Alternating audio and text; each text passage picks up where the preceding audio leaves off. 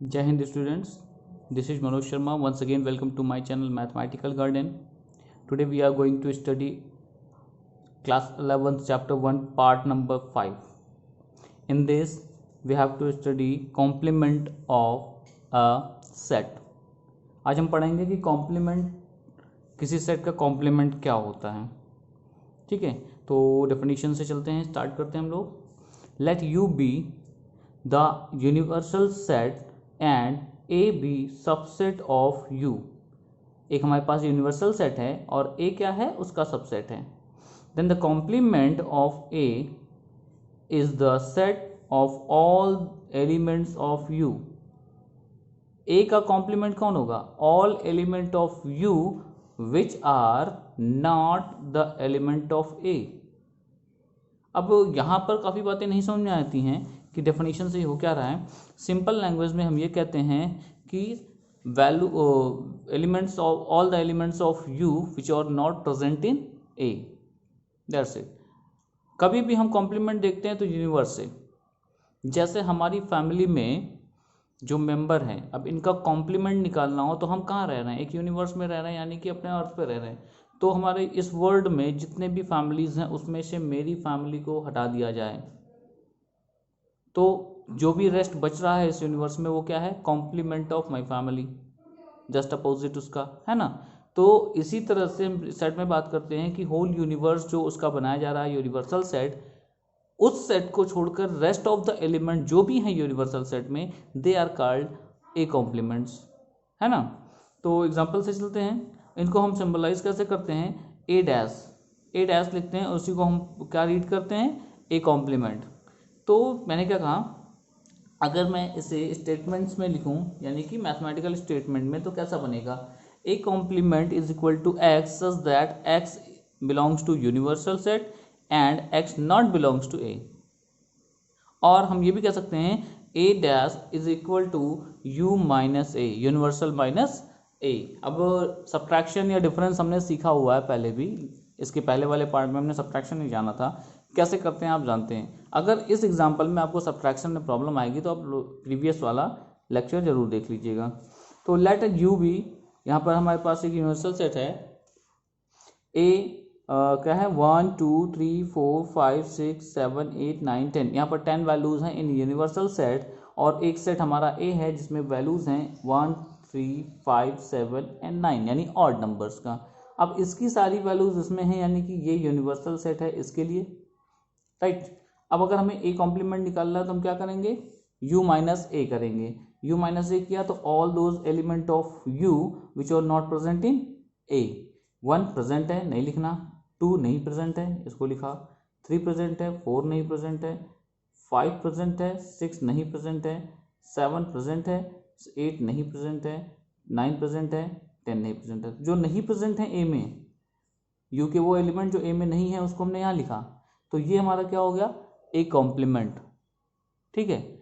अब ऐसा मत समझिएगा कि हर बार सब्ट्रैक्शन कॉम्प्लीमेंट होता है. यूनिवर्स से कंपैरिजन करेंगे तब कॉम्प्लीमेंट में वो कन्वर्ट होगा. ठीक है, यूनिवर्स से सब्ट्रैक्ट करेंगे उस एलिमेंट को, सॉरी उस सेट को, तो जो सेट बनेगा वो उसका कॉम्प्लीमेंट होगा. अब इस कॉम्प्लीमेंट में कुछ प्रॉपर्टीज हैं, उन प्रॉपर्टीज के बारे में हमें जान लेना चाहिए. सबसे पहला है कॉम्प्लीमेंट लॉ. कॉम्प्लीमेंट लॉ ये कहता है कि ए यूनियन ए कॉम्प्लीमेंट अगर हम लेते हैं तो यूनिवर्स आएगा. ठीक है, ए यूनियन ए कॉम्प्लीमेंट लेते हैं तो पूरा यूनिवर्स आएगा. अब कैसे? देखिए, यहाँ पर हमारे पास एक यूनिवर्सल सेट है, वेन डायग्राम से मैं आपको दिखा रहा हूँ, और उसके बीच में कहीं हमारा ए प्रेजेंट है. जो शेडेड पार्ट है, जो मैंने अभी शेड किया, वो सारा पार्ट हमारा क्या है? A complement. तो जो मैंने सारा सेट किया है सारा पार्ट, यहाँ पर जो भी वैल्यूज होंगी वो हमारा ए कॉम्प्लीमेंट हुआ, और अंदर में जो है वो क्या है? ए हुआ. अब एक ए हमारा यहाँ पर है, ए कॉम्प्लीमेंट बाहर वाला है ना, मैंने यहाँ पे बाहर लिख दिया है, तो अब इसको चाहे कॉम्प्लीमेंट मान लीजिए, अंदर में हम कह देते हैं ए है. ठीक है, बाहर की चीज़ें ए कॉम्प्लीमेंट है और अंदर में ए है. इन दोनों का अगर यूनियन लें, यूनियन में आप जानते हो कंबाइन करते हैं वैल्यूज को, रिपीटिंग को एक बार लिखते हैं, तो कंबाइन होकर हमें क्या मिलने वाला है? पूरा यूनिवर्स ही तो मिलने वाला है. इसी तरह से अगर इंटरसेक्शन लें तो ए कॉम्प्लीमेंट और ए में कोई कॉमन वैल्यू नहीं है. ठीक है, इसमें हमें 5 मिलने वाला है. तो इसी को कहते हैं कॉम्प्लीमेंट ला। अगर खुद के सेट से का कॉम्प्लीमेंट यूज़ करें और उसके साथ यूनियन या इंटरसेक्शन लें तो ऐसी कंडीशंस आती हैं। ठीक है, नेक्स्ट है De Morgan's law. De Morgan's law क्या कहता है, A union B complement whole complement is equal to A complement intersection B complement. अब इस एग्जांपल को मैं आपको समझाता हूँ। ठीक है, चलिए तो हमें इसी को प्रूव करना है। हम पहले लेते हैं एक यूनिवर्सल सेट समथिंग 1 2 3 4 5 6 7 8 9 एंड 10। एक यूनिवर्सल सेट लिया, साथ ही साथ हमने एक सेट लिया ए जिसमें 1 3 5 एंड 7 लिया। इसी तरह से मैंने बी सेट लिया जिसमें हमने लिया 2 4 एंड 6 ओनली। करेक्ट हैं तो इसी के सबसेट दोनों। नाउ अब हम निकालते हैं A union B. A union B अगर हम लेते हैं तो हमारे पास वैल्यू क्या आएगी, इन दोनों का यूनियन करना है तो 1 2 3 4 5 6 7। करेक्ट। नाउ इसका कॉम्प्लीमेंट यानी यूनिवर्स से इसको माइनस करेंगे तो यहाँ पर 1 प्रेजेंट है, 2 प्रेजेंट है, 3 4 5 6 7 यानी 8 9 10 नहीं है। तो यहाँ पर मैं लिखता हूँ 8 9 एंड 10। ये हमारा फर्स्ट हो गया ये वाला LHS पार्ट। अब हम ए कॉम्प्लीमेंट निकालते हैं तो ए कॉम्प्लीमेंट मतलब यूनिवर्स में से ए को माइनस करना। 1 है 2 नहीं है लिख दो, ठीक है, 3 है 4 नहीं है लिखो, 5 भी है 6 नहीं है, 7 है 8 9 10 नहीं है, 8 9 10 ये कॉम्प्लीमेंट हो गया। इसी तरह से बी कॉम्प्लीमेंट निकाल लेते हैं तो 2 4 6 यहाँ से छोड़ के बाकी सब लिखेंगे तो 1 3 5 7 8 9 and 10। Now A complement intersection B complement. अब इन दोनों का इंटरसेक्शन लिखना है तो कॉमन वैल्यूज़ क्या है, 2 नहीं है, 4 नहीं है, 5 6 नहीं है, 8 नहीं है, 8 है, हाँ 8 है, 9 कॉमन में है, 10 कॉमन में है। तो कॉमन वैल्यूज़ कौन सी आएंगी, 8 9 एंड 10। अब जरा कंपेयर करिए फर्स्ट एंड सेकंड को तो क्या हो रहा है, 8 9 10 वैल्यूज इसमें मिल रही है, 8 9 10 इसमें भी। तो इससे क्या प्रूव होता है कि A union B complement is always equal to A complement intersection B complement. Clear, यही हमको प्रूव करना था, यही हमने आपसे कहा कि आपको प्रूव करके हम दिखाते हैं। तो इसे कहते हैं डी मॉर्गन्स लॉ। इसका सेकंड स्टेटमेंट भी इसी तरीके से है, आप इसको प्रूव कर सकते हैं सेल्फ। ठीक है, तो यहाँ पर क्या होना चाहिए कि A intersection B whole complement is equal to A complement union B complement.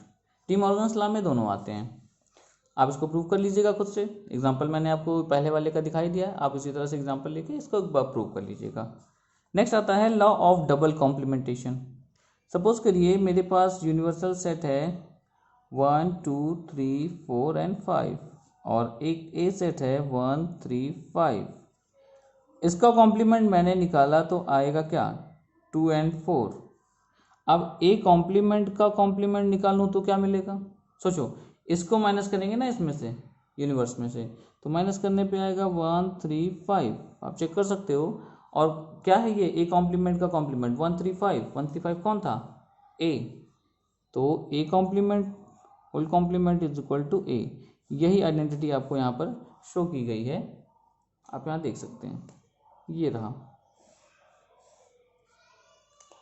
ठीक है, तो इन प्रॉपर्टीज़ को आप याद रखेंगे। लास्ट है इसमें law of empty set and universal set.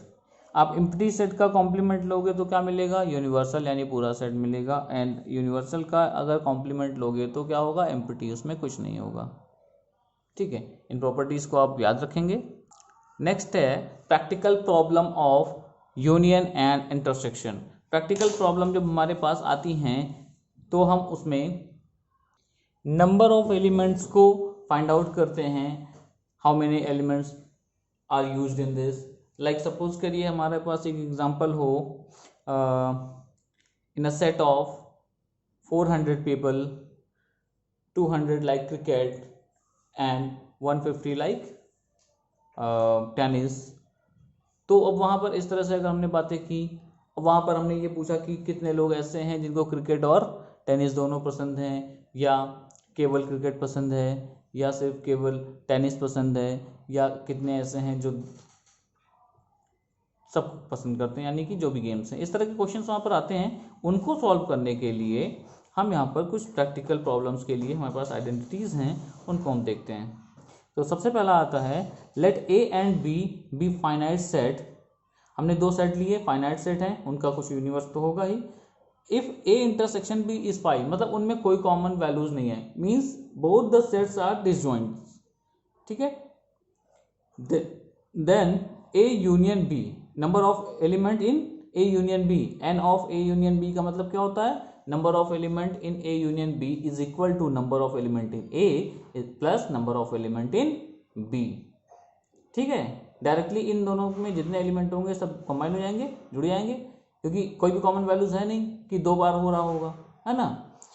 अभी इसके एग्जांपल हम लेंगे और भी एक एक क्वेश्चन यहाँ पर हम इसके लिए भी सॉल्व करेंगे, जहाँ पर हमें बातें क्लियर हो जाएंगी। सेकेंड है, if A and B be finite sets, then finite set हैं, इनके इंटरसेक्शन की बात नहीं की गई है कि फाई है क्या है, तो यानी इनमें कॉमन वैल्यू मिल रही होगी। ऐसे केस में number of element in A union B is equal to number of element in A plus number of element in B minus time of number of element in A intersection B. यहाँ minus इसलिए करते हैं कि आप अगर सोच के देखो तो ए के जो एलिमेंट यहाँ पर आ रहे हैं, लाइक अगर मैं मान लूँ यहाँ 1 है और 2 है, ठीक है, सपोज करता हूँ कि यहाँ पर 1 और 2 है, वो एक बार इसमें काउंट हुआ है, दूसरी बार कहाँ काउंट हुआ है, बी के साथ भी, है ना। तो एक बार मुझे उसे इंटरसेक्शन की वैल्यूज को माइनस करना पड़ेगा, क्योंकि वो दो बार हम राइट नहीं करते हैं, तो नंबर ऑफ एलिमेंट यहाँ बढ़ जाएंगे ना उतने, अगर दो बार इसको काउंट किया तो, ठीक है, तो इसलिए यहाँ पे माइनस लगता है। लास्ट आता है कि अगर हमारे पास तीन फाइनाइट सेट्स हैं ए बी एंड सी, उसके लिए हमारा क्या होगा, तो वहाँ पर हमने एक वेन डायग्राम भी बना रखा है इसके लिए, आप इसको देखिए क्या शो कर रहा है ये, A B and C be finite sets, then A number of element in A union B union C, तीनों का अगर हमें यूनियन लेना है, यानी कि यहाँ पर हमारे पास आप देख रहे होंगे यहाँ पर जो ब्राउन पार्ट है वो ए इंटरसेक्शन उस बी ओनली है, यहाँ पर जो रेड पार्ट है वो ए इंटरसेक्शन सी ओनली है, और यहाँ पर जो हमारा ग्रीन पार्ट है वो बी इंटरसेक्शन सी ओनली है।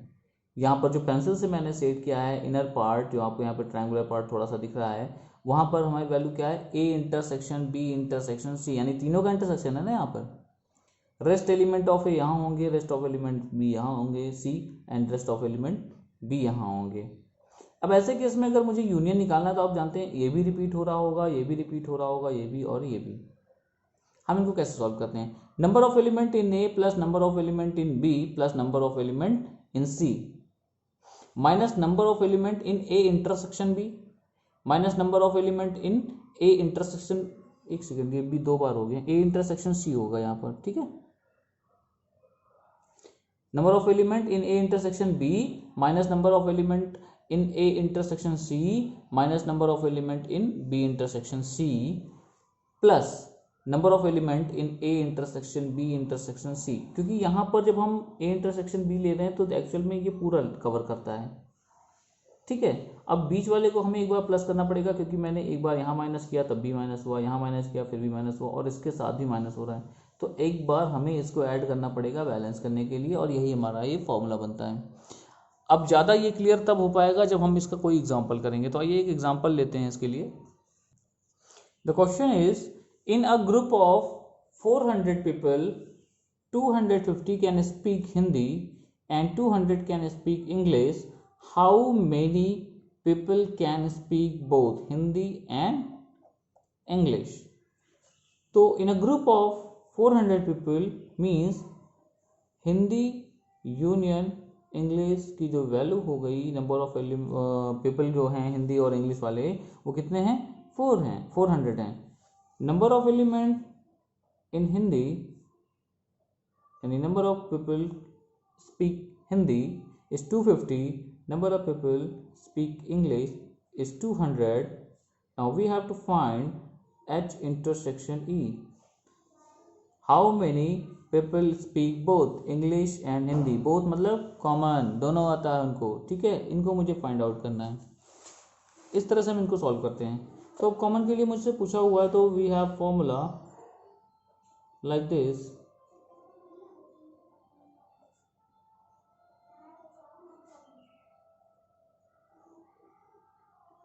ठीक है, वैल्यूज पुट करते हैं। Here 400, 250, 200 minus H intersection E। Now 400 equal to, ये ऐड कर देंगे तो 450 minus n H intersection E। अब इसको मैं इधर कर लेता हूं तो positive 450 minus 400, the overall answer is 50। ठीक है, एन H इंटरसेक्शन E। यहाँ पर आंसर तो आ गया, पर हम इसको लिखेंगे क्या? Therefore 50 people can speak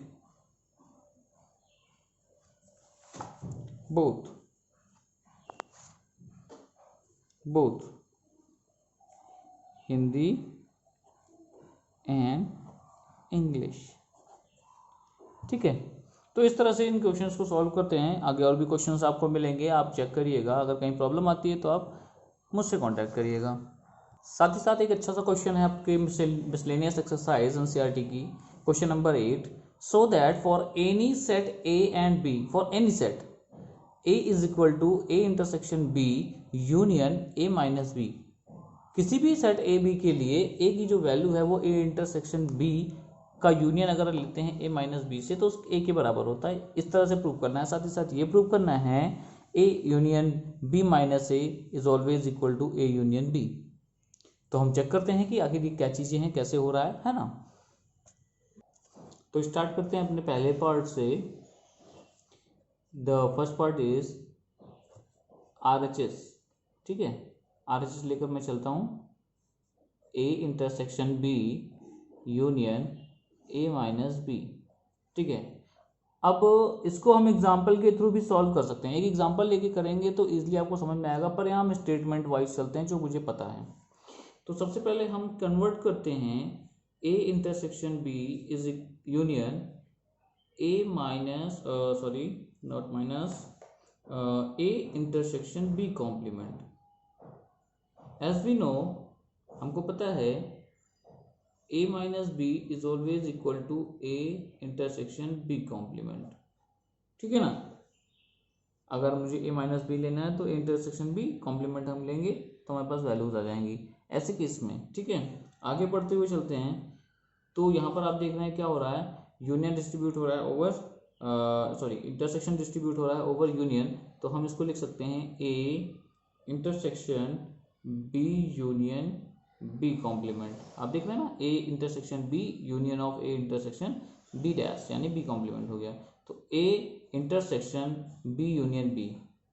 now B union B अगर हम देखेंगे तो हमारे पास वैल्यू क्या होगी, यूनिवर्स आएगा।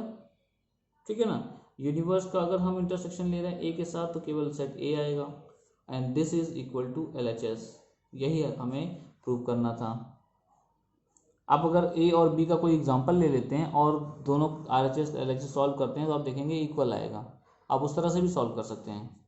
इसका सेकंड पार्ट हम देखते हैं, है ना। सेकंड पार्ट में हम LHS से स्टार्ट करते हैं।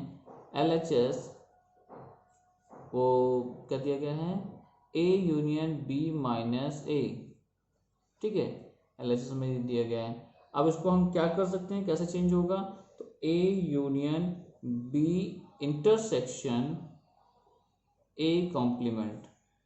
ठीक है, जब भी B माइनस A लिखा हो या A माइनस B लिखा हो तो उसका इंटरसेक्शन जो लास्ट वाला सेट है उसका कॉम्प्लीमेंट के साथ हो सकता है। आप इसको चेक करके भी देख सकते हैं, सेम वैल्यू आती है। ठीक है, तो हम इसको कन्वर्ट कर सकते हैं। नाउ अगर हम इसको सॉल्व करें और तो A union B in a bracket intersection A union A dash, right, ये बन जाएगा। अब A union B as usual मैं इसको रहने देता हूं और साथ ही साथ लिखता हूं इंटरसेक्शन किसके साथ, A यूनियन A डैश का मतलब क्या हुआ, पूरा यूनिवर्स। ठीक है ना, अब यूनिवर्स के साथ अगर किसी चीज की इंटरसेक्शन हो रही है तो सबसेट में, तो वो सबसेट ही बचेगा भाई। पूरे यूनिवर्स के साथ हम सबसेट में ले रहे हैं। This is our RHS। तो यही हमारा RHS था। आप देखिए A यूनियन B। इस तरह से ये दोनों बातें यहां पर प्रूव हो जाती हैं, हेंस प्रूव्ड। एक बार ओवरऑल आप व्यू देख लीजिए क्वेश्चन का, और आप अगर कहीं भी प्रॉब्लम हो तो वीडियो को पॉज करके इसको अच्छे से देख लीजिए क्या मैंने लिखा हुआ है। और यहाँ पर मैं एक रीज़न डाल देता हूँ कि b minus A is always equal to what, b intersection a complement. ठीक है, क्योंकि a कॉम्प्लीमेंट क्यों लिख रहा हूँ, जरा सा सोचने वाली बात है यहाँ पर, हम लोग क्यों ऐसा लिख रहे हैं। b माइनस ए मीन्स कि b की वो सारी वैल्यूज जो a में नहीं आए, और b इंटरसेक्शन a कॉम्प्लीमेंट का मतलब क्या हुआ, a को पहले ही छोड़ दिया मैंने कॉम्प्लीमेंट लेकर। ठीक है, तो रेस्ट a छोड़कर पूरा यूनिवर्स जो है, अब पूरे यूनिवर्स में a छोड़कर जो है उसके साथ अगर मैं b का इंटरसेक्शन ले रहा हूं तो b ही तो आना है, क्योंकि पूरे यूनिवर्स में b भी है ना, क्या आना है, b आना है। तो ये b माइनस ए यानी रेस्ट ऑफ a छोड़कर जो b है ना, a की वैल्यूज b में जो a की वैल्यूज आ रही हैं उनको छोड़कर मुझे लेना था, तो वही तो मैंने यहाँ भी लिया है। अब इसे कोई वैल्यू लेकर सॉल्व करो, देखो कितना अच्छा सा आता है, सेम आएगा एकदम वही इक्वल। तो ये प्रॉपर्टी हम यहाँ पर यूज़ कर सकते हैं, और वही यूज़ करके हमने इसको स्टेटमेंट वाइज प्रूव किया। आप एग्जाम्पल के थ्रू भी प्रूव कर सकते हैं। ये मैंने इसलिए बताना जरूरी समझा कि कभी कभी क्या होता है, बच्चे केवल एग्जाम्पल के थ्रू ही करते हैं, ऐसे स्टेटमेंट को यूज़ करना अभी उनको क्लियर नहीं हो पाता कि क्या करना है। तो आप एक एग्जाम्पल यहाँ पर देख लीजिए, अदर भी ट्राई करिए, कहीं प्रॉब्लम आती है तो कॉन्टैक्ट करिए। Thank you.